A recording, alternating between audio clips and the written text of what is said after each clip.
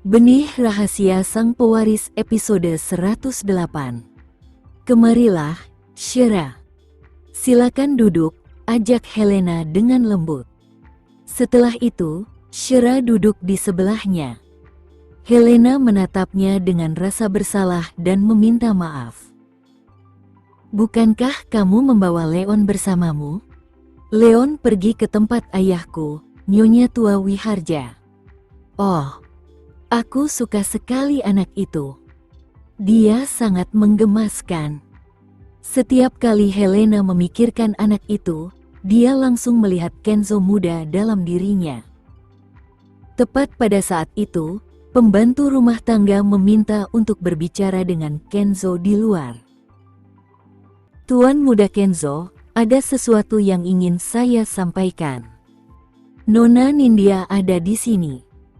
Wajah Kenzo langsung berubah gelap. Siapa yang mengizinkannya masuk? Nona Nindya adalah orang pertama yang tiba, tetapi saya tidak tahu siapa yang memberitahunya, ucap pengurus rumah tangga itu tanpa daya. Ada sedikit rasa dingin yang terpancar di mata Kenzo. Siapakah orang yang memperoleh informasi itu dan menyampaikannya kepada Nindya? Hanya ada satu orang yang mengetahuinya, yaitu asisten pribadinya, Eric. Tampaknya Nindya bahkan punya sarana untuk membeli informasi dari orang-orang di sekitarnya. Di mana dia? Kenzo bertanya dengan acuh tak acuh. Dia ada di rumah teh di taman dan belum diundang ke aula. Apakah Anda ingin menemuinya? Setelah melirik Shirk yang sedang sibuk mengobrol dengan neneknya, dia berjalan menuju kedai teh di taman. Di sisi ini, Nindya telah menunggu untuk diundang ke aula utama. Namun, Kenzo lah yang menyambutnya dengan wajah muram. Nindya benar-benar terkejut.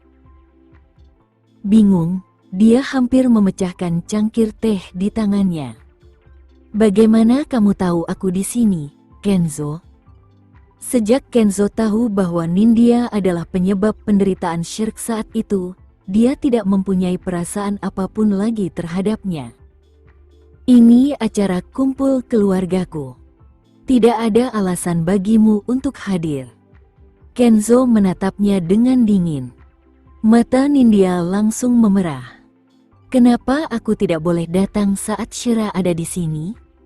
Kau terlalu berat sebelah, Kenzo.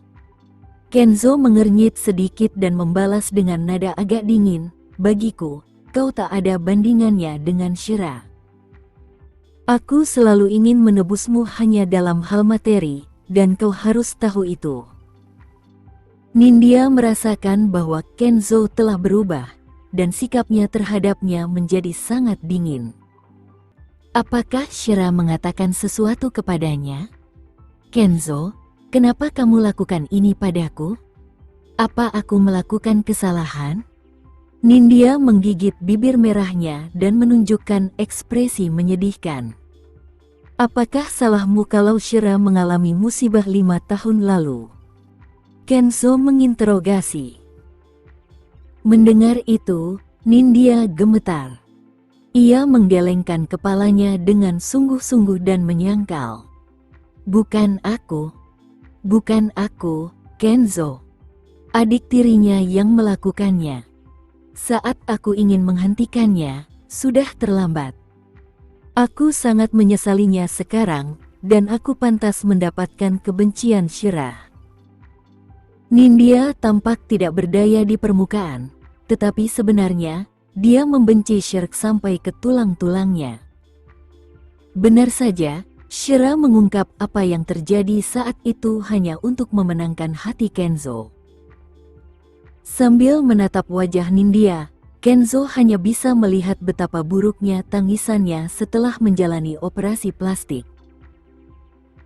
Hal itu membuatnya sangat tidak nyaman, dan dia tidak percaya pada sepatah kata pun yang diucapkannya.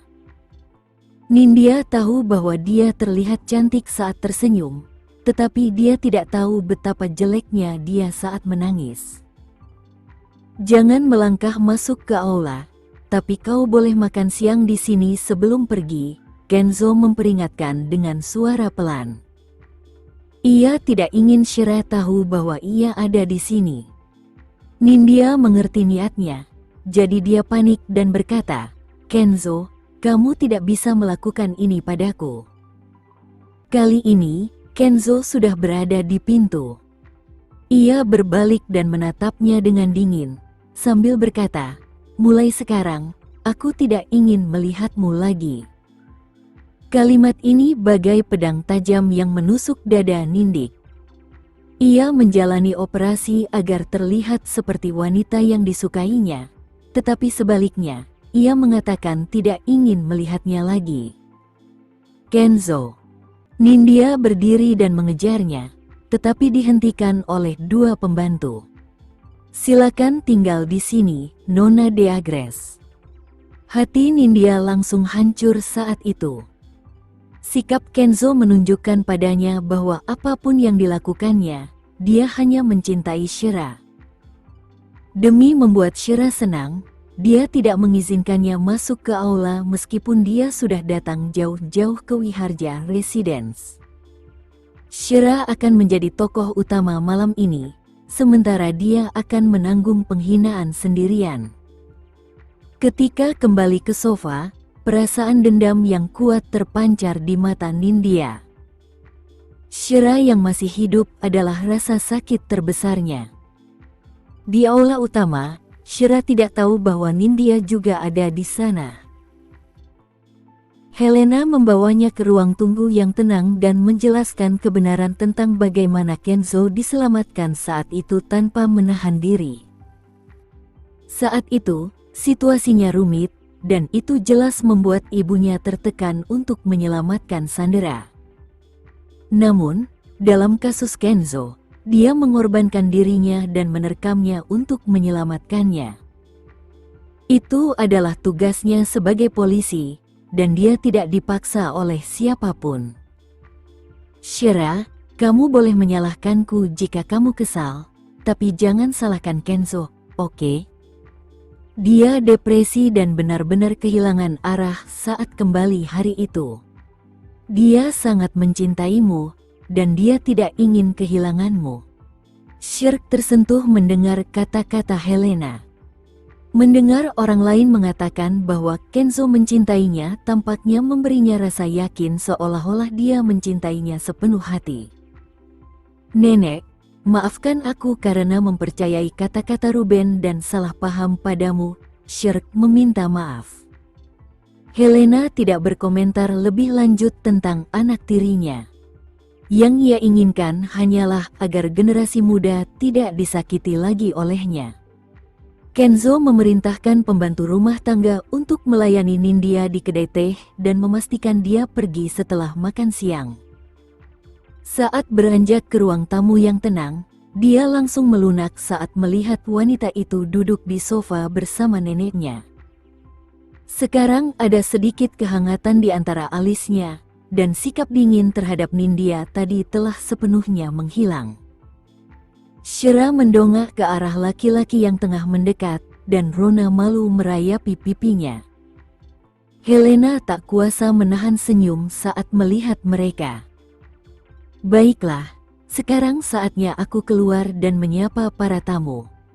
Aku akan membiarkan Kenzo menemanimu di sini." Setelah berbicara, Helena meninggalkan ruangan. Kenzo duduk di sampingnya dengan wajar, menatapnya seolah-olah dia tidak pernah bosan dengan wanita itu. Shira tiba-tiba tertawa, "Bisakah kamu berhenti menatap?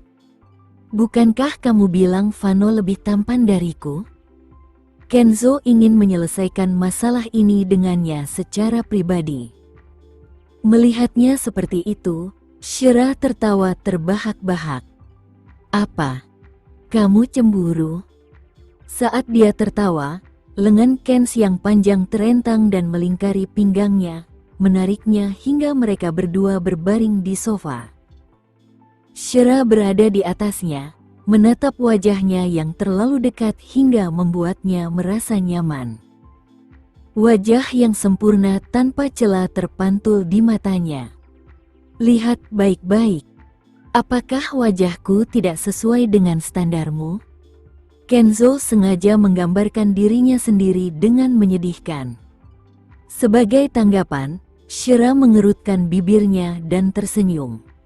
Mengapa dia begitu kompetitif? Mengapa dia bersikeras membandingkan dirinya dengan Vano dalam hal penampilan? Dia jelas lebih kekanak-kanakan daripada anaknya. Kamu tampan.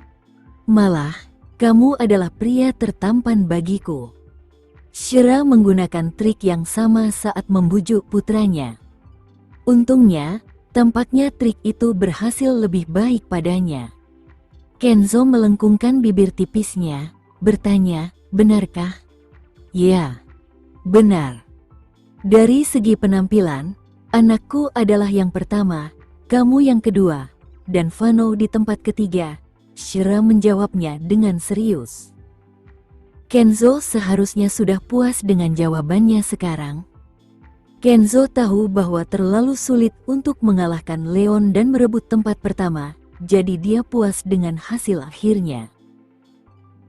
Baru kemudian Shira menyadari bahwa ia masih berbaring dalam pelukannya, dan ia dapat merasakan panas yang terpancar dari Kenzo melalui pakaiannya.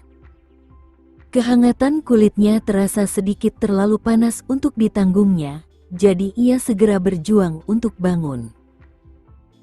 Namun, lengan panjang Kenzo dengan malas melingkari pinggangnya, dan senyum jahat tersungging di wajahnya. Kenzo, lepaskan aku, Shira mengeluh pelan. Jika kamu tidak menunjukkan cintamu padaku, aku tidak akan melepaskanmu, kata Kenzo sambil menyeringai. Apa maksudmu? Kadang-kadang kau memang tidak masuk akal. Shira sudah muak dengannya. Bagaimana mungkin dia bisa mengatakan hal-hal seperti itu begitu saja? Pilihanmu adalah menciumku atau aku menciummu. Pilih salah satu. Apakah itu membuat perbedaan? Bukankah dia akan dicium pada akhirnya? Sungguh seorang pengusaha yang cerdik. Tidak juga. Aku ingin keluar untuk makan sesuatu yang lezat. Setelah Shira selesai berbicara, dia berdiri dengan paksa. Kenzo ikut duduk bersamanya, tetapi sedetik kemudian, keduanya jatuh ke sofa lagi. Kali ini, Shira berada di bawah Kenzo. Kamu, Shira mengira Kenzo adalah pria yang jahat. Aku tidak akan menyerah sampai aku mencapai tujuanku, kata Kenzo sebelum mencium bibir merahnya. Tiba-tiba, Shira merasa seolah ada arus listrik yang mengalir di sekujur tubuhnya. Rasanya seperti dia menjadi gila. Kenzo sangat suka mempermainkannya, apapun situasinya. Namun, tidak diragukan lagi bahwa ciuman itu menggairahkan dan manis. Saat sinar matahari menyinari sofa, Shira dikelilingi oleh napasnya, menikmati ciumannya yang lembut dan halus. Kenzo memiliki kemampuan khusus. Setiap kali dia menatap Shira atau menciumnya, seolah-olah matanya meneteskan madu. Dia menatapnya seolah-olah Shira sangat berarti baginya. Mendengar suara langkah kaki dari luar jendela, Shira mendorongnya dengan keras hingga Kenzo terjatuh ke lantai. Dengan suara keras, kepala Kenzo membentur tanah dengan keras. Ya ampun, Kenzo, kamu baik-baik saja? Shira bangkit berdiri. Ia merasa kasihan pada Kenzo, yang saat itu sedang berbaring di lantai. Seberapa keras dia mendorongnya tadi? Seberapa sakitnya saat kepalanya membentur lantai? Meskipun ada lapisan karpet, tapi tadi memang terdengar suara keras. Mata Kenzo penuh dengan keluhan. Apakah kau mencoba membunuhku? Melihat dia tergeletak di lantai dan tidak bisa bangun, Shira mengulurkan tangan untuk menariknya sambil meminta maaf. Maaf. Kupikir nenekmu akan datang dan menemui kita. Kenzo sekarang tahu apa yang akan terjadi padanya jika dia membuat Shira marah setelah menikah. Dia akan menghadapi nasib ditendang dari tempat tidur. Memanfaatkan kekuatan tarikannya, Kenzo mendorongnya ke sofa sekali lagi. Aku tidak akan memaafkanmu jika kamu tidak menciumku terlebih dahulu. Shira mengambil inisiatif dan mencium pipinya. Senang. Di bibir, Kenzo mengingatkan. Shira memutar matanya dan bergumam, "Kamu sangat suka memerintah. Jangan memutar matamu padaku." Itu tidak sopan, Kenzo mengingatkan sekali lagi. Menentangnya, Shira memutar matanya sebelum berkata dengan bangga, "Lagi pula, kita belum resmi menjalin hubungan. Aku masih punya kesempatan untuk melakukan apapun yang kusuka." Kenzo tidak tahu harus berbuat apa dengannya. Tepat saat itu, Shira memeluk lehernya dan mengecup bibirnya yang tipis. "Sudah puas? Aku akan makan sekarang." Setelah itu, Shira merapikan pakaiannya dan keluar. Di belakangnya, lelaki itu tetap tampak anggun meski duduk di atas karpet, dan ada sedikit kesan nakal di wajah tampannya. Di ruang teh lain di ujung koridor, meskipun Nindya menikmati perlakuan sebagai tamu dan disuguhkan meja penuh makanan di hadapannya, ia menderita di dalam hati. Keberadaannya di sini seperti lelucon. Para pelayan tampak menghormatinya dari luar, tetapi dia tahu bahwa mereka menertawakannya di belakangnya. Nindya membenci Kenzo karena memperlakukannya seperti itu, tetapi dia lebih membenci Shira. Shira pasti telah membisikkan hal-hal buruk tentangnya di telinga Kenzo, mengubahnya menjadi wanita yang kejam. Nindya menarik napas dalam-dalam, kebencian tampak jelas di matanya saat seringai merayap di bibirnya. Dia bangkit dan berjalan keluar ruangan, tetapi seorang pelayan segera mengulurkan tangan dan menghentikannya. "Nona de Agres, Tuan Muda Kenzo bersikeras agar Anda makan di sini. Tidak bisakah aku pergi ke kamar mandi?" Nindya menatapnya dengan dingin, lalu melangkah menuju suatu tempat. Saat dia ke sini terakhir kali, dia berkesempatan untuk mengunjungi Wiharja Residence. Dia samar-samar ingat bahwa obat Helena disimpan di ruang khusus di lantai pertama. Dia pikir karena Wiharja Residence menampung keluarga besar, mereka mungkin tidak akan memasang CCTV di dalam rumah mereka. Ini akan membuat operasinya jauh lebih mudah. Seperti dugaannya, dia tidak melihat CCTV di sekitarnya. Saat dia melewati taman, dia mendengar suara tawa dari aula utama. Hal itu membuat hatinya dipenuhi rasa iri, karena Shira mungkin juga ada di sana. Nindya menyadari bahwa pelayan itu mengikutinya. Rasa jengkel melintas di matanya saat dia langsung melangkah lebih jauh ke taman. Pelayan itu memanggilnya, "Nona de Agres, tolong jangan berlarian. Itu bukan tempat kamar mandi." Tak lama kemudian, Nindya berhasil mengusir pelayan itu dan keluar dari koridor lain. Kini, semua pelayan berkumpul di aula utama untuk melayani para tamu, sehingga kediaman Wiharja yang besar itu tampak sangat kosong. Sekian dulu ya video kali ini, kita lanjutkan lagi videonya di lain waktu. Oh iya, bagaimana menurut kalian? Semoga bisa sedikit menghibur kalian semua. Untuk teman-teman yang baru nonton, jangan lupa subscribe ya, hehehe. Dan kalau teman-teman ada yang ingin gabung langganan, bisa langsung gabung saja untuk dapat fitur yang menarik dan sedikit membantu Mimin. Terima kasih banyak sudah menonton, sampai jumpa lagi, bye.